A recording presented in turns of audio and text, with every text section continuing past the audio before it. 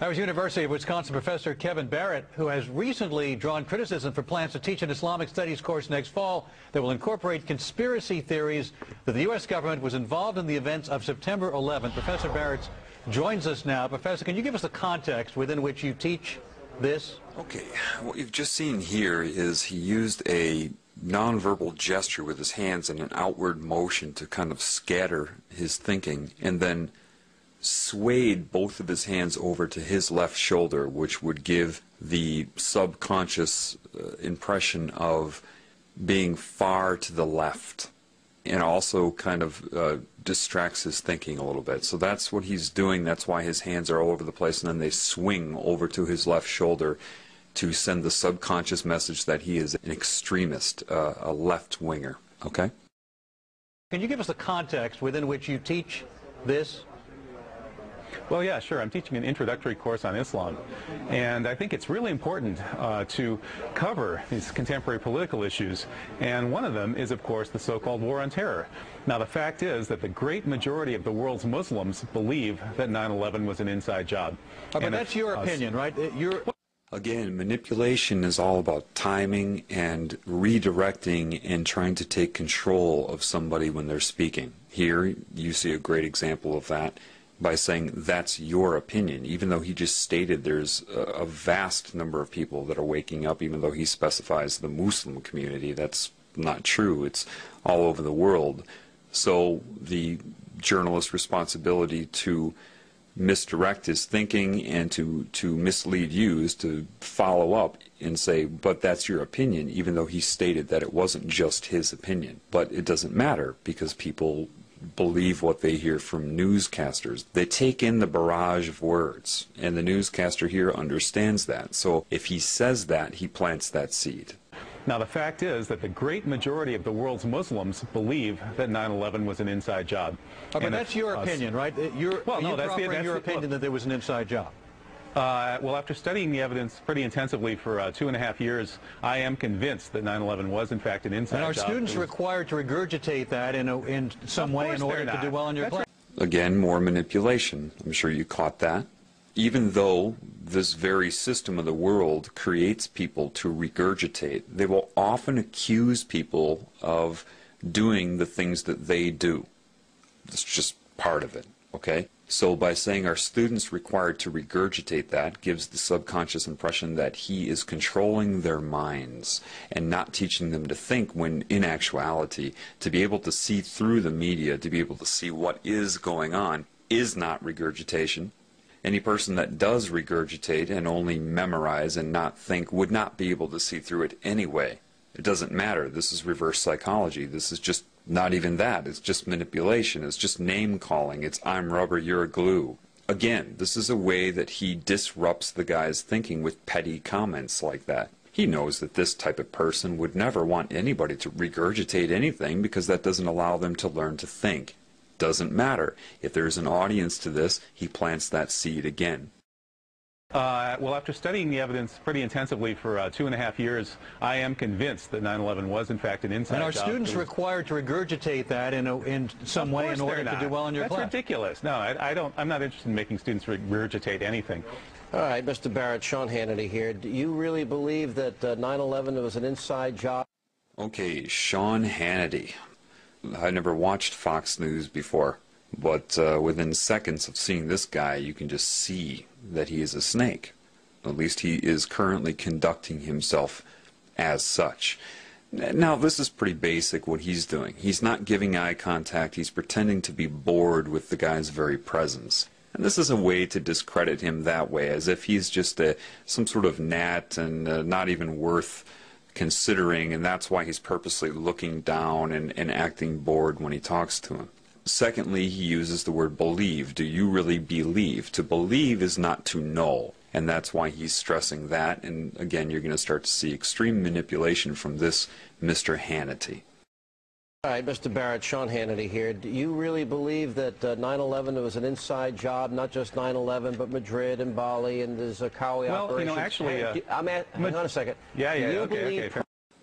All right, so what he does is he tries to take control of this conversation right away. He insinuates something, and the professor was smart enough to catch what he was saying, and then when he tried to respond to that, he interrupts him to take control. Now, notice, and I'll point this out in a little bit, when he puts his hand up in the OK sign, you're about to learn what that really means and what they use it for. But for now, just understand that that's how they'll do it. They'll insult you while they speak and try to continue speaking before you can actually reply to it. And therefore, it makes the professor look nuts. You know what I mean? Because if people don't catch this neuro-linguistic programming, if they don't catch the manipulation, which is comprises the majority of the audience anyway, nevertheless, if they don't catch it, then he can do that. He can take those cheap shots, and when the professor tries to correct those, then he interrupts him, says, hey, hold on, and then tries to make him look rude for interrupting and take control over him and disrupt his thinking at the same time. Well, actually... hang on a second. Do you believe personally that these are inside jobs, yes or no? It's not quite that simple. Okay, believe personally, that's another way to plant that into your psyche, that it is just he that believes this, and then he uses the yes or no trap, because that is, again, misleading if you can't see that. The way he twisted around that question would not allow the professor to be able to give a yes or no answer, because he injected manipulation into the question itself. So, when the professor tries to say that, of course, then it puts him under pressure. The professor is smart enough to catch that, and it isn't that simple, and he understands. The professor knew, of course, what I'm telling you right now. However, time is ticking.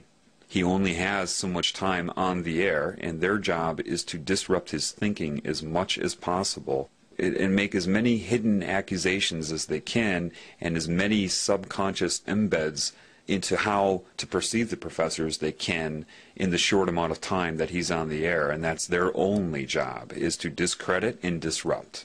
Okay? But he did catch it. Now he has to respond to that rather than being able to say anything that matters. And that's what they do. Another good person at this is Stephen Colbert.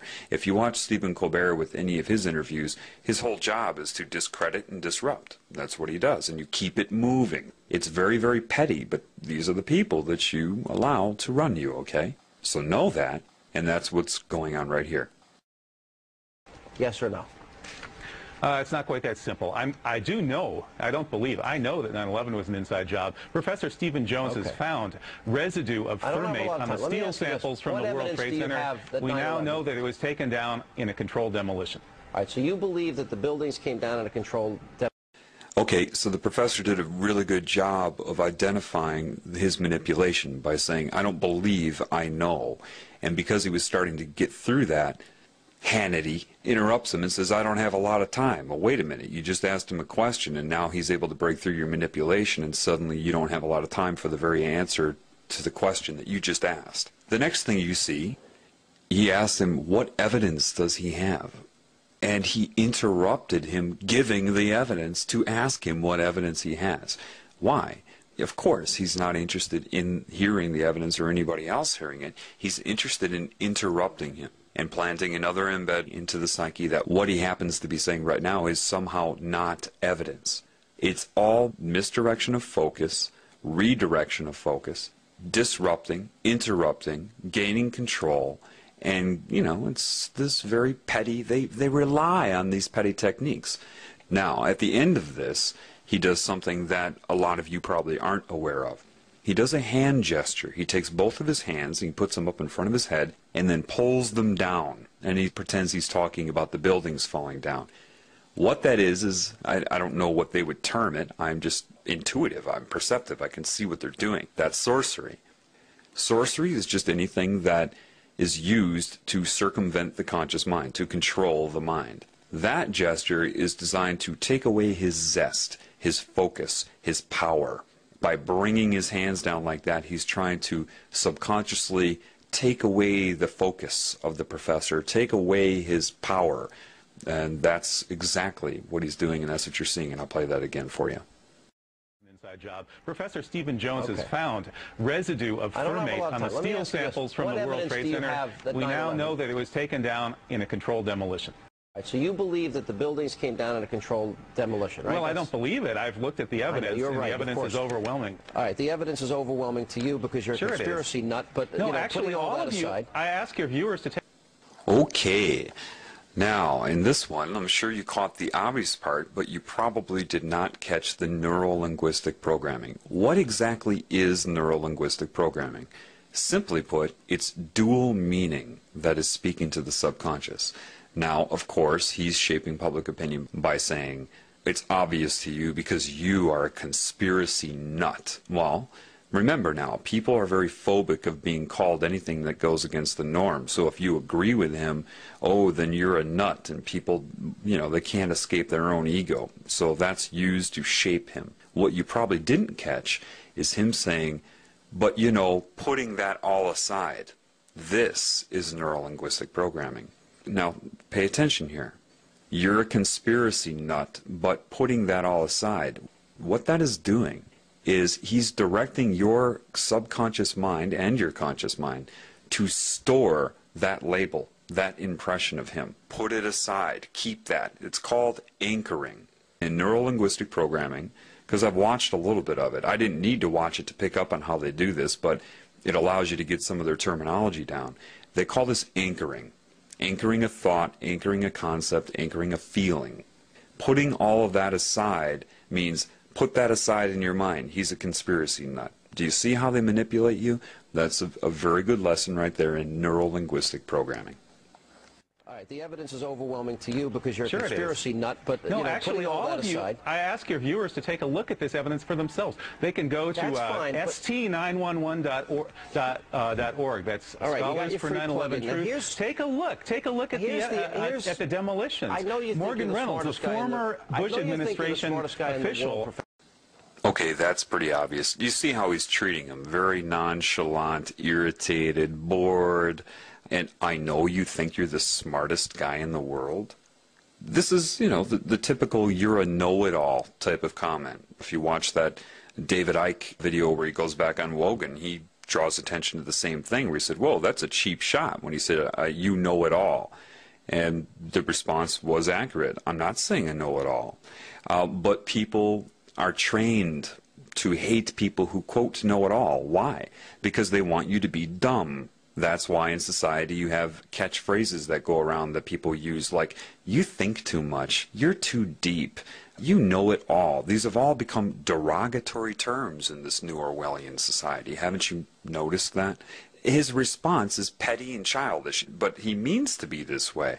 It does nothing, it addresses nothing.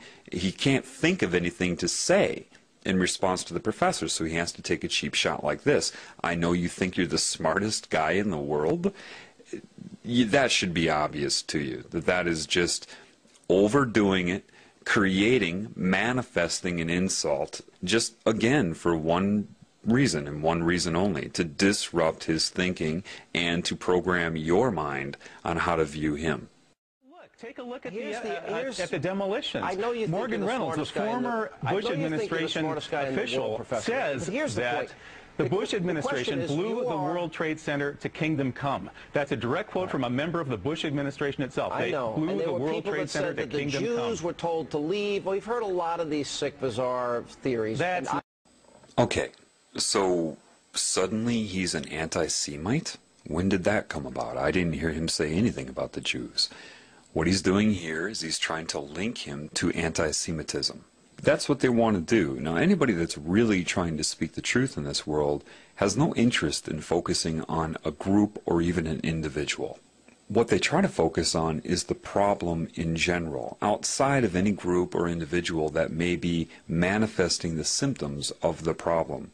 But again, what he's trying to do here is, in your mind, link the professor to being part of a hate group, someone that's going to target a group or an individual and make you link the terms sick and bizarre to the professor. He didn't say anything about the Jewish community. Nothing. So catch that. See how he's trying to link the professor to it. The World Trade Center to kingdom come. That's a direct quote from a member of the Bush administration itself. I know. Blew and there the were World people Trade that Center said that to kingdom the Jews come. were told to leave. Well, we've heard a lot of these sick, bizarre theories. That's and I not don't the believe same any thing. of them. But you're allowed to believe what you want. But that's not what's at hand here. Okay, now another thing, just to make you aware, again, of just how much they're programming your mind. To you, it looks like a man that said that's not the issue at hand here. You need to start learning their language. Their language is dual meaning, which goes hand in hand with neuro-linguistic programming. The issue at hand here, what he's doing is directing the professor to look at his hand. Now, why would he have the professor look at his hand? Well, if you look at his hand right now, you see it as what you've been told is the OK sign, right? Well, let's show you what it really means.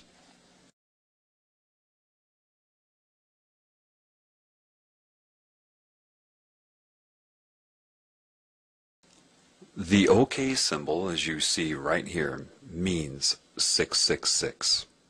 For some reason, 666 has some sort of control over the mind. Now, it could have something to do with the beast computers many of you have read about. It's sorcery. It is putting a hex on somebody. It is subconscious symbolism that somehow affects some people. It doesn't affect everybody. But he's using that, and he was directing the professor to look at his hand to use sorcery on him. It's not that one thing will work. They try to use as many combinations of things as they can. But that is a symbol, and it means 666, and that is why he told him to look at his hand, or the issue at hand here told his mind subconsciously to look at his hand. Do you see? And that is what just occurred there.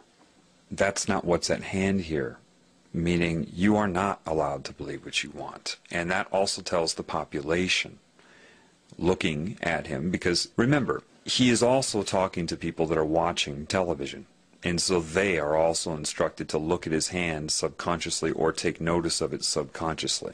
And when he says you're allowed to believe what you want, but that's not what's at hand here, he's saying with the 666 rule over your mind, you are not allowed to believe what you want. And that speaks to your subconscious mind and programs people to not think. And that's what it means all around and all together. That's what just happened. Of them, but you're allowed to believe what you want, but that's not what's at hand here. The issue is whether or not you, with your bizarre theories, are the best. I think you have the bizarre theory. You think it was 19 bucks? bucks? A second. Okay, again saying his issues, his views are bizarre, right? But the reason he puts up his pinky there is because that is the weakest finger, that it would imply a small penis, not a potent man, using that in reference to him, saying that he is impotent, that he is bizarre, that he is weak, and that he is of the pinky. And that's why he chooses, of all fingers and all gestures, to speak about his theories, he puts his pinky up. And these are all subconscious sorcery methods. Again, sorcery is not some guy wearing a magician's hat. Part of sorcery is speaking to and manipulating the conscious mind from the subconscious. Well, it's a question whether or of not science. You, with your bizarre theories, are the best. I think you have the most bizarre theory. You think it was 19 bucks? Guys with box cutters led by a guy on dialysis in a cave in Afghanistan? That's ridiculous. Yeah. I mean, that's the craziest conspiracy theory of all of them. Mm-hmm. Okay, I wish I had the Twilight Zone music. Now, here's my next... See, all he can say is something to discredit him. I wish I had the Twilight Zone music. And then the people watching the televisions that say, yes, that must be weird. Twilight Zone music is weird. And the honest and credible news reporter is saying that about him. Okay? Now you see that all the neuro-linguistic programming is starting to get to the professor. He's starting to screw up his words. He's starting to screw up his concentration. He's mispronouncing. That's because there's a lot of negative energy being focused on him, interrupting his thought process. So you can see how he's starting to screw up his words, but he's still holding, with all of that working against him and being unaware of those techniques, he still holds his own, but you start to see it get to him a little bit. Yeah. I mean, that's the craziest conspiracy theory of all of them. Mm-hmm. Okay, I wish I had the Twilight Zone music. Now, here's my next question. The issue that is at hand here, you're entitled to have your opinion. I don't really care what you believe. But if we're talking about a captive group of students in a class... Again, making a bored face as if he's nothing. He's the pinky. He's lower than low. I really don't care what you believe. But if we're talking about a captive group of students... Okay, first he said that They implied that he wants his students to regurgitate. Now he's holding them captive, which goes hand in hand with what? Terrorism, hostages. He's subconsciously painting this professor to be what? A terrorist. So not only have they discredited him, but people are already getting in their minds that with this neuro-linguistic programming, now you understand what neuro-linguistic programming is. Neural, brain, linguistic, speech, programming the brain with speech via the subconscious. Dual meaning. I don't really care what you believe, but if we're talking about a captive group of students in a classroom, the question we've got to captive. Hang on a second. Well, they're sitting in your classroom, and you have a position of authority. I'm wondering, the question is whether or not you're the most competent to teach them. And most people think you're a nut. Now, this one should be obvious. Isn't he a person that's in a position of authority? And isn't he about as incompetent as you can get as far as love and honesty and caring about other life forms? Yet he turns it around because people believe what they hear and what they read. So if he says it first, and that's a big part of this, is trying to say things first before somebody else can say something, then it seems like they will always be on the defensive. And that's the whole point, is to keep the professor on the defensive. All right? And saying that he is detrimental to his students, when the truth is Fox News is incredibly detrimental to you, just in this short clip I'm showing you here, and people are watching this all day long. And most people think you're a nut. Most people think your views are not even worth listening to. We just had a poll here in Madison, and we found that 90% of the respondents at Channel 3000 poll said that I should be allowed to teach. Only 10% said I shouldn't. That's the question and 60%, I don't think what your views are. Agreed with me about the questions I'm raising about 9/11. 60% of the respondents. I think you're in the minority. Right to speak. I don't think this is the proper forum, though, for people that hold extremist views like yourself. Okay, first of all, when he says no, like that, what he's doing is he's programming the television viewers' collective consciousness to disregard the results of that poll. He says no, and then your mind says no to the information he just gave. These are just little tricks he slips in there. And most people think he's a nut? What? But see, people watch that, of course, and they store that in their mind as fact. Of course, most people do not think he is a nut. But if he says that, he programs anybody watching this television program, hint, hint, that everybody thinks he's a nut. So I will too, to fit in. Where did he get that number? How does he know most people think that he's a nut? Think about it. They don't. He just says it, and then the professor has to respond to that. He's totally disrupting the whole interview. So it appears to people, because time is moving by, that there's actually an interview going on here. But it's not. It's only about disrupting and discrediting and programming your opinion. Okay, first of all, I used to live in Madison, Wisconsin, and I can tell you that people did not think that he was crazy. It was the television that began to program people to think that he was crazy. Again, now, extremist views like yourself. Now, they already set the stage in your mind, or the viewer's mind, before he brought that up in the beginning, when that first reporter took his hands and whipped him over to the left side of his shoulder to subconsciously say that he's an extreme leftist. He's on the extreme left. So now they're reinforcing that, telling you to believe that he is extremist, that these are extreme things. Well, Fox is 666. Look, I mean, just look what they're doing. Look what I'm pointing out to you. Once you start to understand the dual meaning of neuro-linguistic programming, things become crystal clear to you. About the questions I'm raising about 9/11, 60% of the respondents. I think you're in the minority. Right to speak. I don't think this is the proper forum, though, for people that hold extremist views like yourself. Reasonable no, you guys are extremists. Reasonable people. Now, notice what he did there. He took his hands and he gestured them towards himself and said reasonable people while pointing to himself. Therefore, your subconscious and your conscious mind is shaped to see Sean Hannity as the reasonable person. They're always using gestures against you in coordination with dual meaning in things they say and direct meaning. So again, reasonable people, all he has to do is point to himself, and that's a subtle, nonverbal gesture to make you associate being reasonable with Sean Hannity's point of view. He's programming your mind. So now after you have associated being reasonable with Sean Hannity, and when he says people think, he points out or opens his hand, so you are to think. See, reasonable people, he points to himself and then opens it up to you, think. You shouldn't be allowed to teach this class. We can do a better job. People will be programmed by that.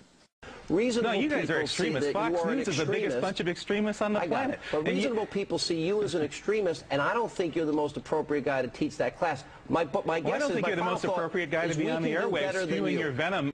And the professor got it right. You can see the look on his face. He says, spewing your venom. That's exactly what he's doing. The problem is that you can't get all of this out in an interview.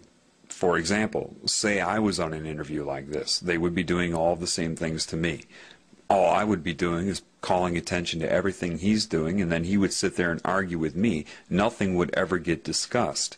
This is how they take advantage of people. Look how long it's taken me. Do you know this clip is only like 2 minutes long, normally? But just to describe 2 very short minutes of media to you, look how long this is taking.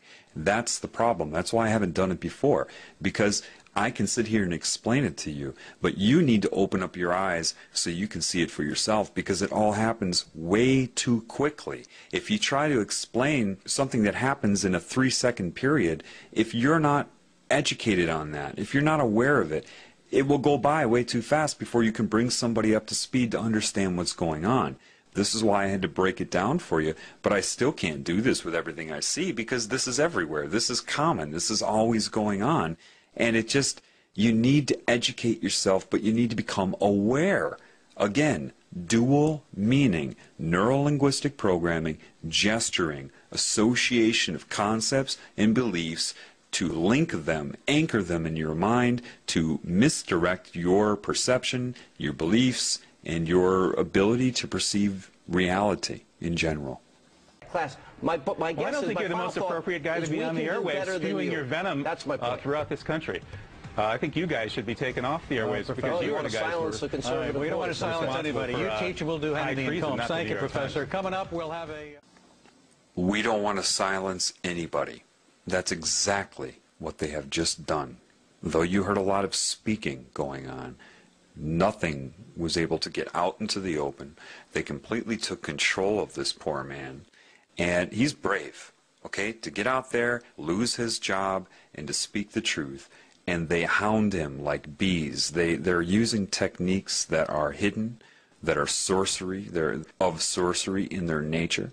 They're hypnotic. They're using negative energy, manipulative techniques, childish argument techniques. And so you've seen a lot of talking, but nothing got out into the open. And you see how nervous they made him. Why? Because he had to keep dealing with their techniques, and he couldn't express the truth. And this is how anybody who tries to get on the media to speak the truth is manipulated, and that's why most don't even bother. They don't bother because they would just get into an argument. I mean, what's the point? The expert that I've seen at this is Stephen Colbert. He was one of the biggest disinformation agents out there. He'll get somebody in for an interview and just completely distract, disrupt, discredit, and there is no interview. That's what I call Stephen Colbert's interviews. They're not interviews. They're Stephen Colbert using techniques to distract and discombobulate, basically.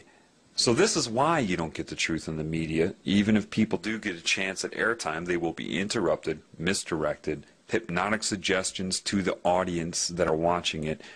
You just can't. People that know the truth won't even try. They won't even try to go on the mainstream media, and people that do, it ends up like this. So until that is addressed, then nothing will ever be told on mainstream media. But what you can learn from this, don't watch TV. Okay? I hope this helps.